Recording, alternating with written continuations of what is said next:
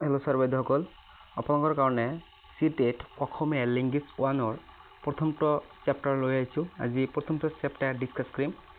তো আজিৰ প্ৰথমটো চেপ্টাৰ আছিল ভাষা অৰ্জন আৰু ভাষা অধ্যয়ন। ইংলিছত আছে language acquisition and language learning. তো লেংগুৱেজ একুইজিশ্যন কি? ভাষা অৰ্জন কি? ভাষা অৰ্জন হৈছে এটা স্বাভাৱিক প্ৰক্ৰিয়া, নেচাৰেল প্ৰচেছ। শিশু কোনো বিশেষ নোহোৱাকৈ নিজে নিজে ভাষা অৰ্জন কৰে। যেনেকুৱা ঘৰ, পৰিৱেশৰ পৰা যিটো শিকে, নিজে নিজে শিকে, কোনো আনুষ্ঠানিক নিয়ম কানুনৰ যোগেদি নহয়। সেইবিলাকক কি কোৱা? ভাষা অৰ্জন বুলি কোৱা হয়। যেনেকুৱা ই এক অৱচেতন প্ৰক্ৰিয়া। যেতিয়া শিশুৱে সৰু থাকে তেতিয়া তেওঁ কোনো নিয়ম কানুনৰ যোগেদি ভাষা নিশিকে, স্কুলত গৈ ভাষা নিশিকে, কোনো প্ৰতিষ্ঠানত গৈ ভাষা নিশিকে।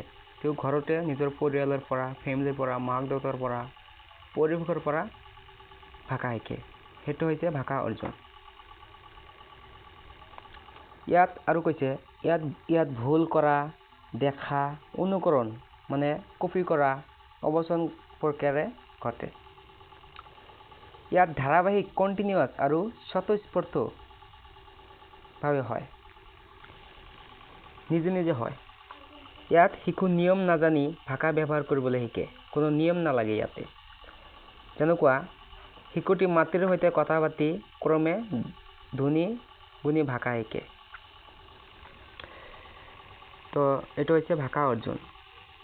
তো এতিয়া আপোনাক শিকাম ভাষা লাৰ্নিং, লেংগুৱেজ লাৰ্নিং।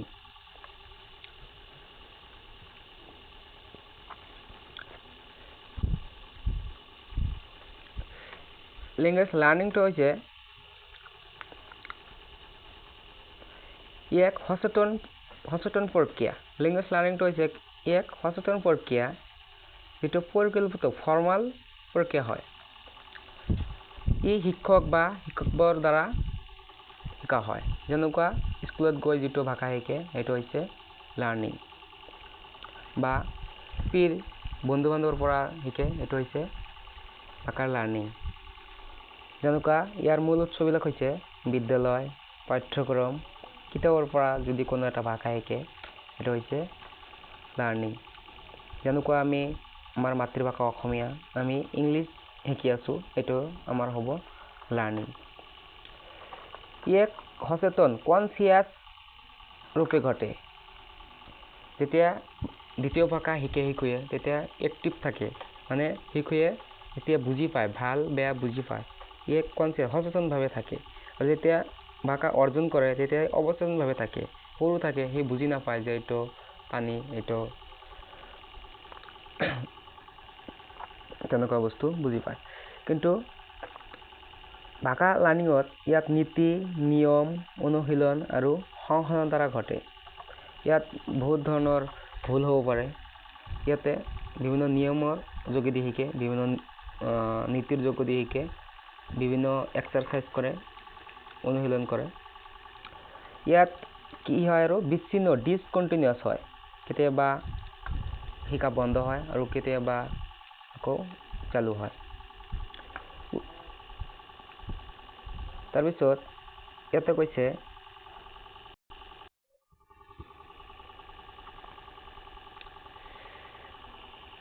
শিশু ব্যাকৰণ, শব্দ, বাক্য গঠন আদি নিয়ম অধ্যয়ন কৰি শিকে। উদাহৰণ, বিদ্যালয়ত ব্যাকৰণ, ৰচনা, শব্দৰ অৰ্থ শিকোৱা হয়। এতিয়া ইয়াৰ মূল বিন্দুবিলাক চাম, কি পইণ্ট।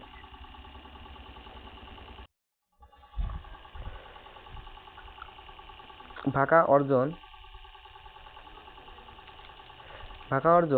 স্বাভাৱিক আৰু স্বতঃস্ফূৰ্ত।